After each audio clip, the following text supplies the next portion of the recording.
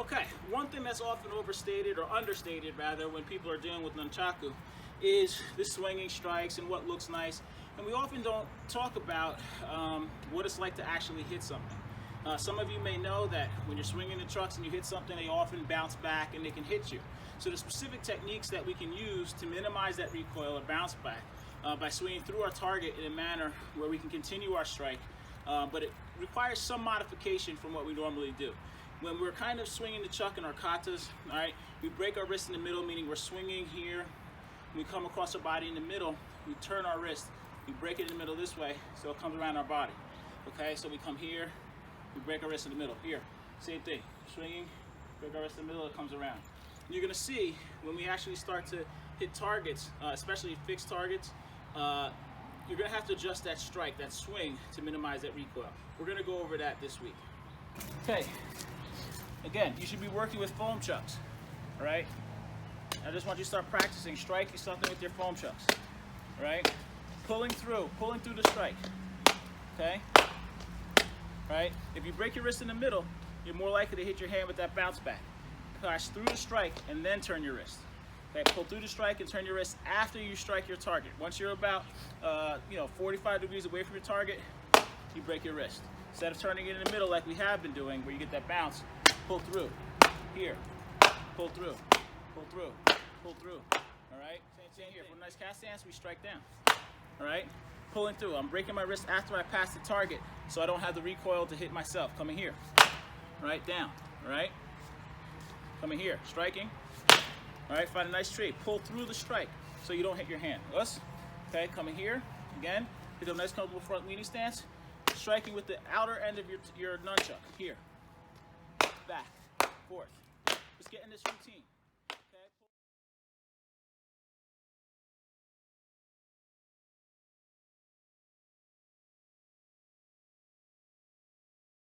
I highly recommend using foam nunchucks and wearing a pair of safety goggles, or even something such as a fencing mask.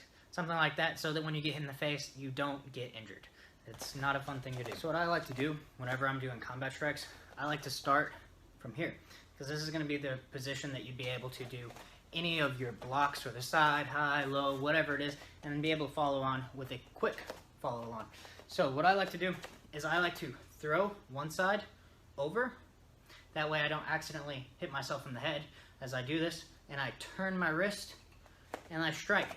When I strike through, I come to this side and I let it bounce off, and I know where I'm going to be able to catch it at. So I'm here and I just catch it right here.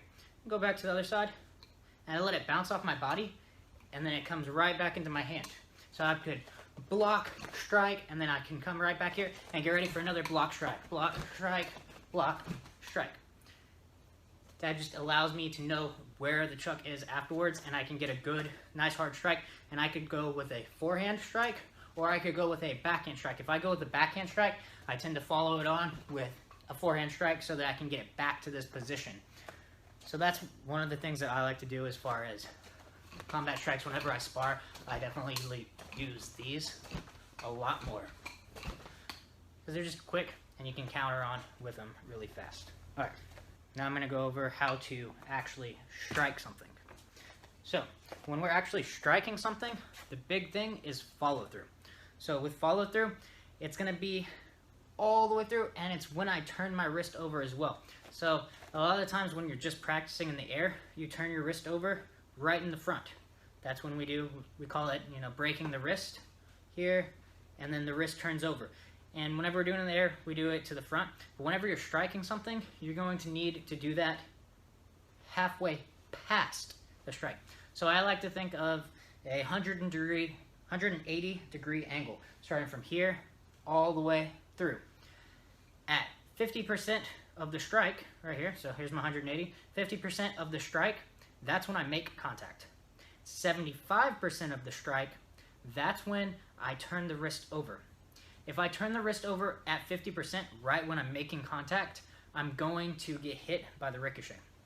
So the way that works, so if I'm doing, say, a front strike, as I'm coming out for that front strike, boom, if I turn my wrist, well, as soon as I make contact, this side of the stick, it wants to come right back at me.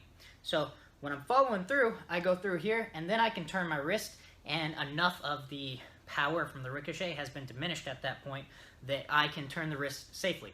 But if I hit something and I turn it right away, look how close. I'm going to have it right here. I'm going to have it straight up, but it's going to be signifying that it's hitting something right here. As I turn my wrist over, it gets it closer to me. And these essentially will clap on the back of my hand. And this hurts a lot. I've done it a lot when I was training and figuring out how to strike stuff. Boom. So if I turn it over 50%, boom, this is what's going to happen every time. So if I follow through, notice the wrist hasn't turned over. At this point, it's already continuing the motion. So instead of when I'm closing it, I can turn my hand a big amount, and it doesn't get me that close to it if I'm here. But if I'm here, it's going to turn it because that ricochet hits hard. It's going to turn it and it's going to clap. Here, it's going to keep a good size angle in between us, and then I can follow on and allow it to hit myself and come through. So whenever you're striking something, you need to go 75% through before you actually turn the wrist over, or else you're going to end up hitting yourself. So when you're learning to strike, though, if you notice that first strike, I just barely glanced it. That's actually one of the methods for learning how to strike with the nunchuck. So I took this from Atienza Kali. The technique is called skimming. So with skimming, what I'm going to do is I'm going to start off first at a distance where I'm not going to hit it. Just like this. I'm going to practice. I can practice both sides if I'd like. And then I slowly get a little bit closer to where I just barely make contact. I'm making contact with maybe an inch. And I'm finding my distance. And obviously, with nunchucks, it depends on how you're holding it. If I'm holding it here at the bottom, well, I can make contact from a much farther distance. I like to hold in a middle grip, so that's just my normal control. That's where I go back to. It's most common for me. That's what I like to use. So I try to figure out, hey, where can I just barely touch it? And then I get in closer. Boom. At a certain point, you're not going to be able to strike anymore. If I'm too close right here to right here, the ricochet is going to be too much. I'm not going to have enough control, and it's not going to be a strong strike anyways.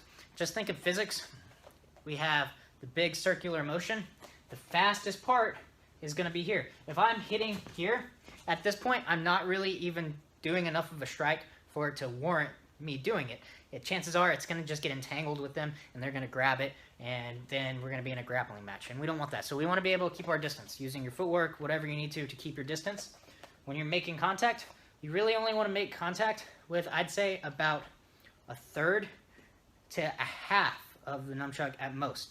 But I'd say about a third, right about here. That's the distance that you want to actually have hitting. So again, when we start off practicing, we start off far enough away, and we're not going to hit it. Then we get a little bit closer, and we make small amounts of contact.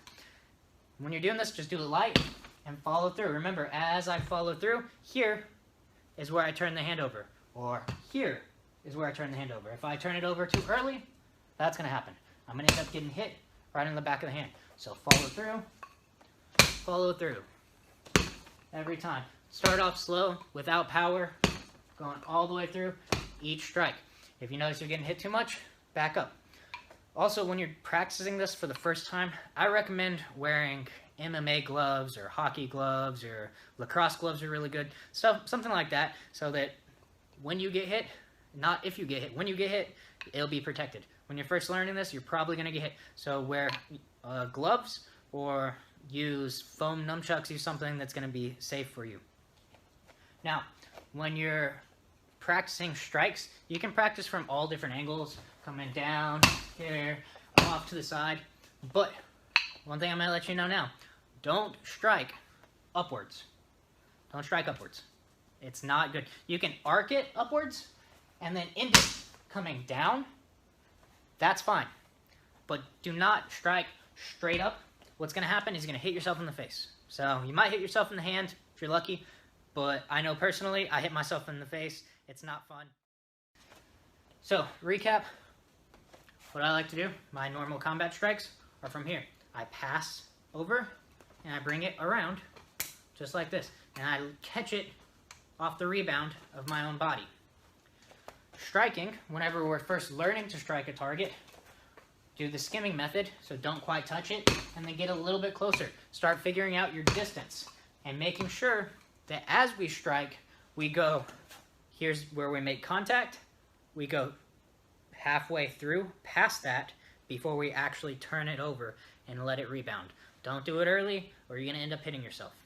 And power doesn't make much of a difference when we're doing this. I recommend starting off slow, so if you do hit yourself, you're not going to hurt yourself. But whenever you start getting better, you can start really cracking on this. And so long as you have that follow through. When you put in power though, the ricochet comes back faster. So the hand cannot stop.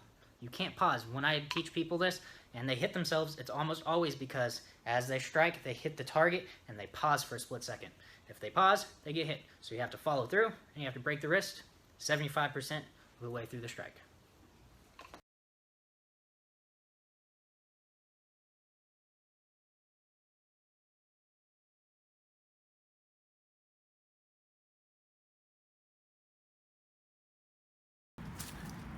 Okay, so sure, somebody has a tree in their backyard or something that you can hit.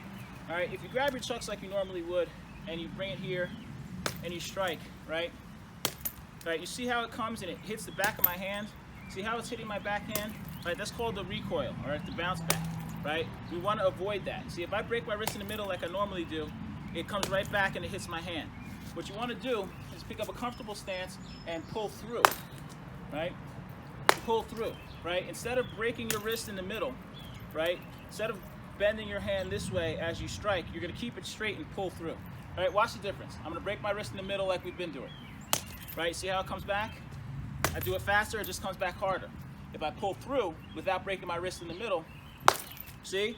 I keep my wrist straight and I break my wrist more on this side after I pass through the target, which allows me to strike and come across. Right here, strike, okay? Strike, strike, okay? Very important here.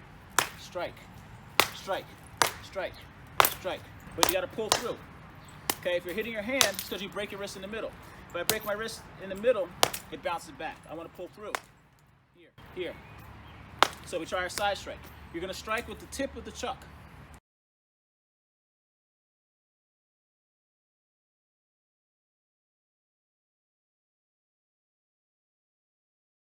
Okay, I have here some real chucks, all right? Again, you want to strike with the tip of the chuck, right? Now, if I do what we normally do, right, it's gonna bounce back. You can see that from that angle, how that bounces back at me.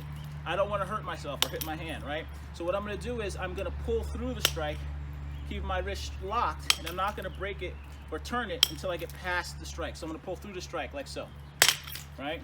The more I keep my wrist straight, the less likely I am to hit myself. If I bend my wrist, right, it comes back. If I bend my wrist, it comes back. If I bend my wrist, it comes back, right? So I don't want to do that. I want to strike through it. Pull through. Pull through.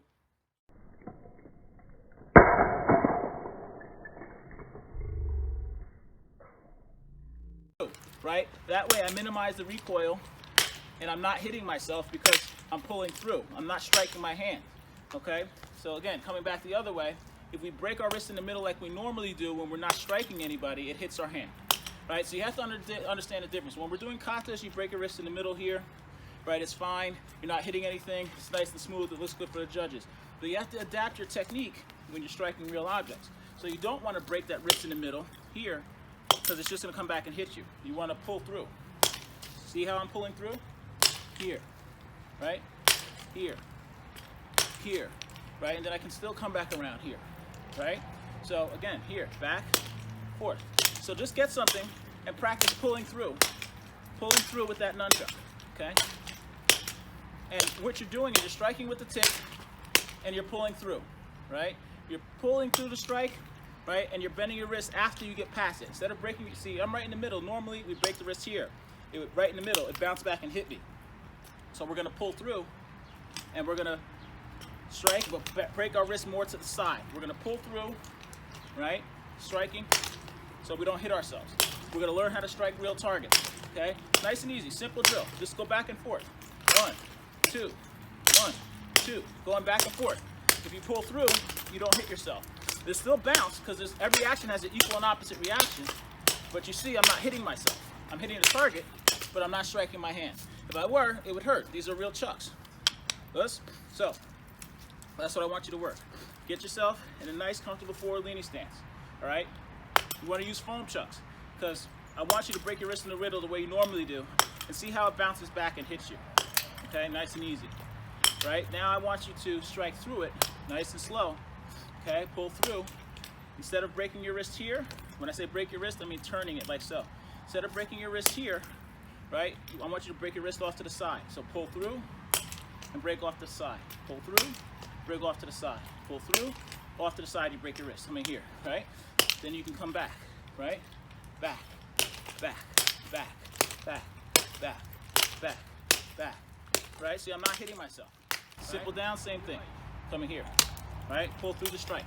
Simple down, pulling through the strike. Simple down, pulling down through the strike. Simple, pulling through the strike. Simple down, pulling through the strike. Simple down, pulling through the strike. Simple down, pulling through the strike. Simple down, pulling through the strike.